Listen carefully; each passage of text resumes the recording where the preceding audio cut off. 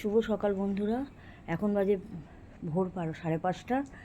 আমি উঠেছি প্রায় 4:30 মতো। ওই যখন দুটো শালিক, বড় দুটো শালিক দেখা খুব ভালো। সকালবেলা দেখলাম আজকে আমার দাদার শরীরটাও খুব একটা ভালো না মানে কি, ওর চোখের ওপরে কি একটা ইনফেকশানের মতন হয়েছে। এবার ওটা কপাল টপালে ছড়িয়ে গেছে। আজকে যাব দেখতে, কিছু রান্না করে নিয়ে যাব। আর এই দেখো আমার নতুন গাছে জবা ফুল ফুটেছে।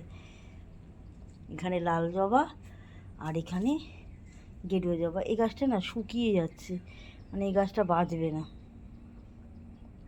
এই জবা ফুলটা তাও হয়তো বেঁচে যেতে পারে, মাটিটা কাঁচা তাই, নতুন মাটি তাই। এই যে লাল জবা দুটো ফুটেছে, আর এখানে গেরুয়া জবা দুটো ফুটেছে, আর এখানে সাদা টগর ফুল ফুটেছে। আর আমি এসে ছাদে জামা কাপড় মেলতে, একবারে উপরে ঘরটাও সেরে যাব।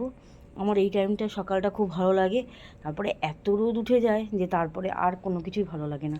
আর শিউলি ফুলের গাছটাও আস্তে আস্তে বড় হচ্ছে, আসলে মাটি কম পাচ্ছে তো ওই জন্য।